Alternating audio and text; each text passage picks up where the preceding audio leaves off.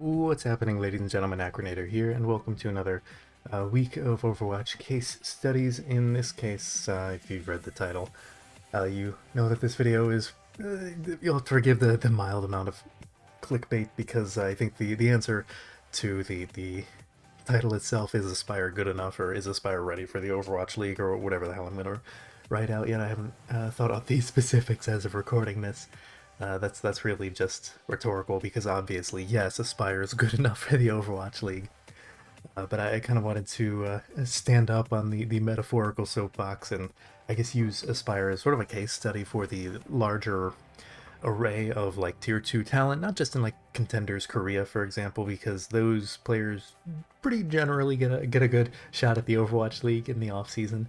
NA Contenders, Chinese Contenders have a decent chance, but maybe not as much as probably not as much as they deserve. I was going to say as much as people might like, but I think even that undersells how much I think some of these players deserve to be in OWL and obviously Aspire. On currently, I believe it's a 30-day contract with the Toronto Defiant, for those who aren't as familiar and don't keep up with Tier 2 NA scene specifically. Aspire's been on, oh god, a lot of teams recently. I think right now he was just loaned from American Tornado. I'd have to imagine that's where he's going to go back to unless they extend his contract even further, or maybe he gets picked up mid-season by some other team. Personally, I think he deserves it. Even prior to that, he got second place against American Tornado in the most recent NA Contenders for May. What the hell month are we in now? June? Yeah, I don't know. Time is an enigma at this point for me. But he was on Dark Mode. He was on Revival.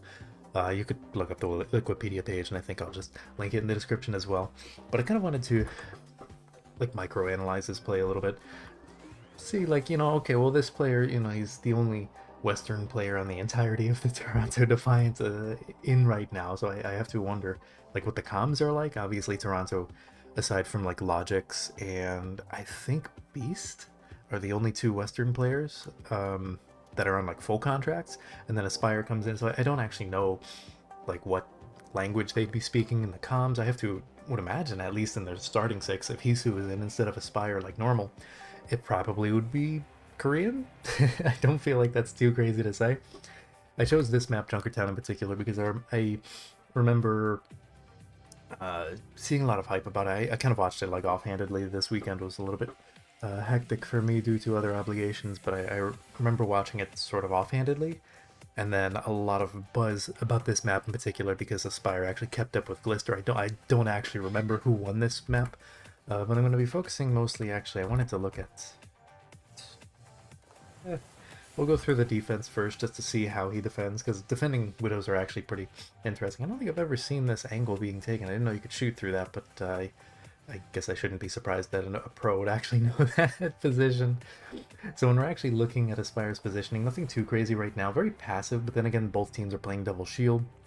It's not really that crazy right now. Aspire just wants to shut down Glister, which is a pretty tall order considering the fact that it's Glister. He's like one of the few players who, ooh, nice, one of the few players who was looking good last season in the London Spitfire before obviously getting picked up by the Shock.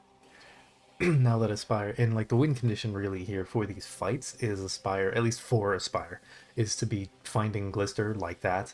Maybe not, you know, missing like that, but you get the idea. So finding Glister, taking him out, and then he can get a little bit more free to poke in the front line. Granted, it's more so like the rest of Defiant's job to worry about the front line of the Shock. And the same goes for Glister as well. Glister actually gets dicked on by Nice. I don't even know where Nero was in that case. Where the hell was Nero? Oh, he was over here. Okay, so he's off to the side. Yeah. Okay. These keybinds are so weird.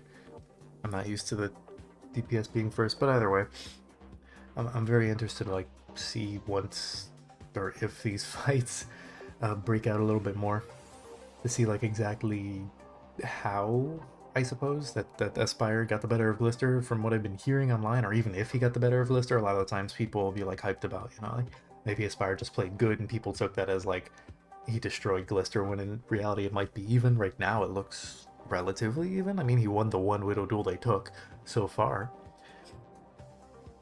But I think this does sort of speak to the untapped talent in a lot of tier 2 in general, especially in like China and obviously Korea, but Korea is already getting tapped quite a lot for new Overwatch League talent every season.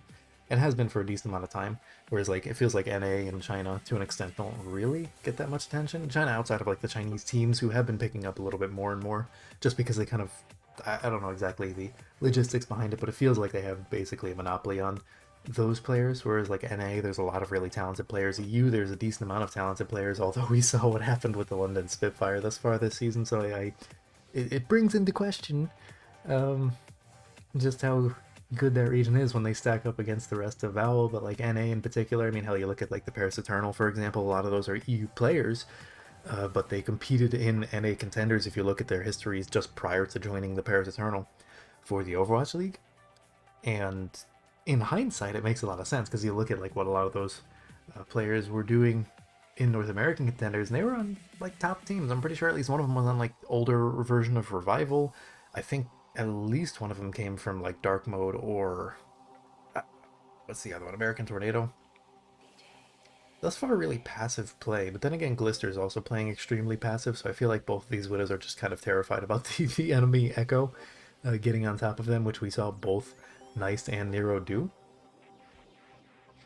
Be a little more interested now that we're into second point, because it's a lot less open. There's more there's more limits to where these Widows can position. And especially considering that they're both going to have sights up rather soon. It is actually rather interesting to see like what seems like a disconnect from Aspire to the rest of Toronto in terms of like where they're positioning, what they're doing, you know, whereas like if I pause and go over to, where the hell is Glister? Yeah, he's like near the rest of his team, whereas Aspire's like way the hell over here. Granted, he is making a difference, like he is locking down sightlines, he's causing pressure where needed. And I have to attribute this probably just to the fact that he's a loner player to fill in the gap that Hisu left. Oof, that was a nice shot. Granted, I believe sights were still up. Yeah, sights were still up for the majority of that, so you could see the Widow moving in that direction, so you could probably expect it at that point.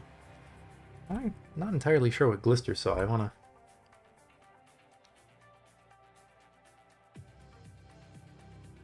Yeah, Glister definitely didn't have sight, so he was probably just peeking. Just to get some sort of scout angle, because no one knew where the hell Aspire was, probably. Probably because he's playing so far back. I'm actually somewhat interested. I'll let second point run out a little bit, but I think I might cut it short unless like third point's really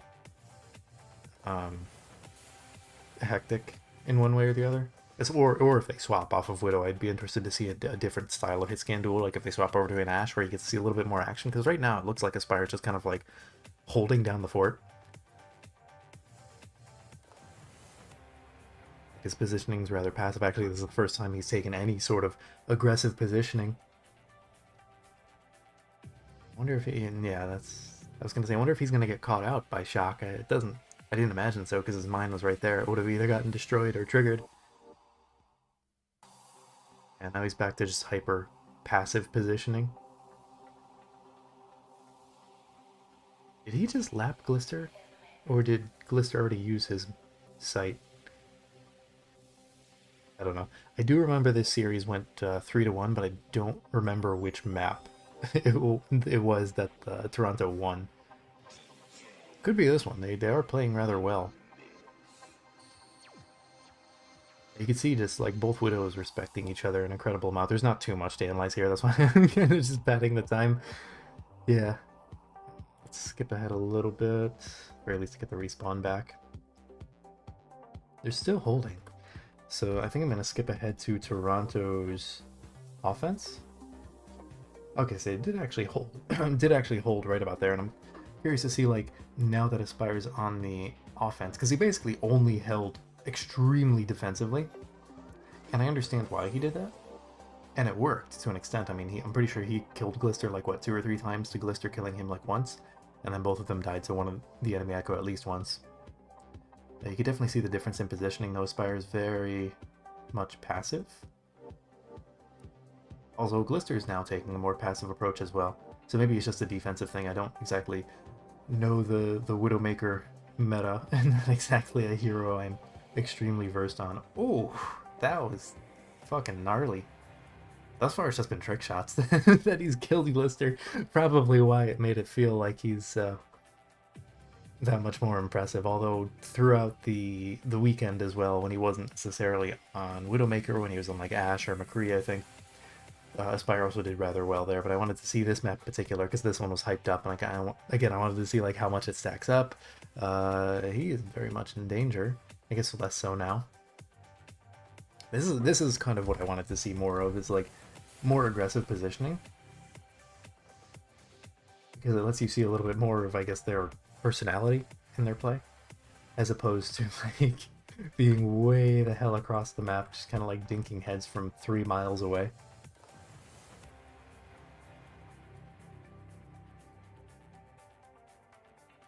Frontline pressure, but I don't really need to like pop off that much, just because it's not really the Widow's job to be on the front line when fights devolve like that.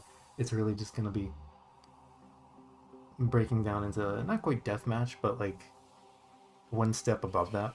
I guess the one thing that could be said, and again, I kind of pointed this out already, but it seems more like there's a lack of target focus, in a sense, aside from like whoever's happens to be. How do you even describe this?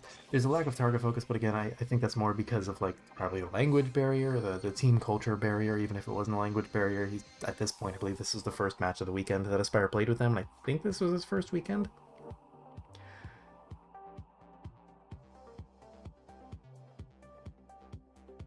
Interested to see both Widowmaker players sticking to the Ashe, or sorry, sticking to the Widowmaker as opposed to an Ashe,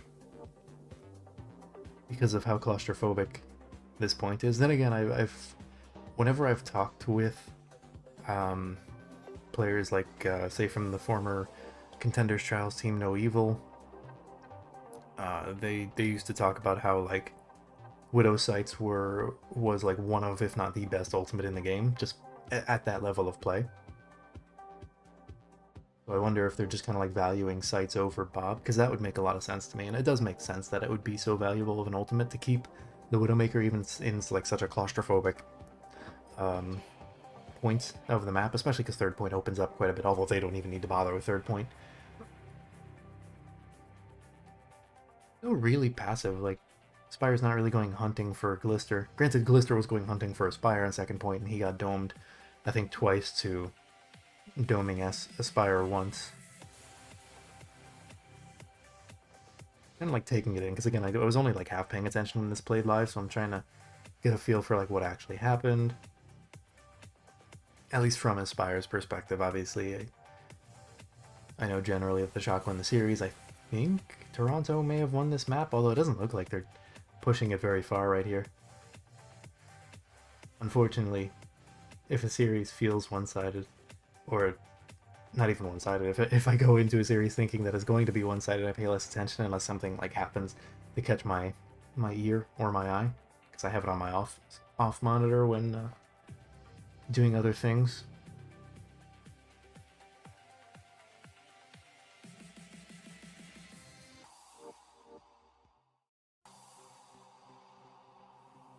I guess that's the life of a Widowmaker, though, in Double Shield, is just shooting into shields.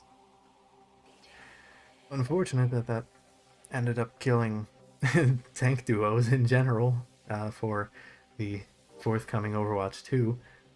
If he could have hit that shot, that would have been nasty. I don't think it really matters, though, because I think Nero's the only one left. Yeah, I have to assume that's the end of the map. Yeah, that's the end of the map. Okay. So, conclusion time. Rather short episode. Somewhat tragic as well. I'll get to that in a second, though. Yeah, I think the main thing I went into this wanting to look at, and I probably could have looked at a better map, but again, this map was like hyped up. The main thing I can take away from this is that, like I said at the very beginning, yes, despite the clickbait title, yes, Aspire is ready for the Overwatch League. I don't think there's any question of that. Obviously, Toronto thought he was worthwhile. bringing him on for 30 days, if not potentially longer. I don't know if they're going to extend it for too long, because they do have Logix as well as Hisu, and I think both Hisu and Logix ended up getting sick. I forget if it's specifically with Corona or not, but I think it might be, yeah. Either way, it's neither here nor there, because they are not playing right now, and Aspire did, and honestly did really well. I paid attention to the other Toronto series a little bit more this weekend. I forget who else they played. I could look it up, but I'm lazy and I'm tired. but yes, I think Aspire is definitely capable of performing at an Overwatch League level, although I think the resources he probably is getting right now playing with Toronto is probably significantly more than just about anything that he can get outside of probably the American Tornado lineup, which ironically he came from, because from what I understand, American Tornado is a very well put together organization, and I'm pretty sure they're scrim partners with a decent amount of OWL, so he's probably been scrimming at this level for a decent amount of time, but it's of course going to be a little bit different to replicate the actual Overwatch League level of like in-game official match situations and scenarios. You know, like Contenders can only bring you so far, especially when like there's a huge gap between like top tier Contenders and bottom tier Contenders that consistently like go down to say like Contenders trials, and then, you know, maybe even going back down into like open division.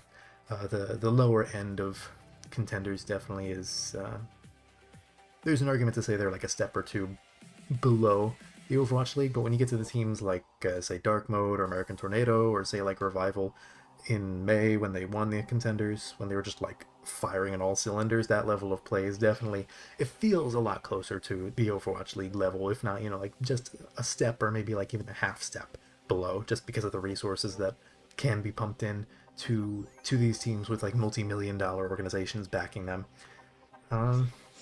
So yeah, interesting bit of analysis. Personally, I would love to see someday in the future significantly more Overwatch League teams, so that you can like expand and actually have some more filtering from Contenders over to the Overwatch League, because it's always exciting to see teams bring up like Contenders talent and all of a sudden they just pop the hell off, and it's like, oh well, okay, you know, it's happened multiple times in the past as well. I mean, hell, season 2 Vancouver Titans picked up like the entirety of that old runaway roster directly from Contenders Korea, and everyone was like, are they Overwatch League level? And obviously they were, because they made it to the to the grand finals in their first season.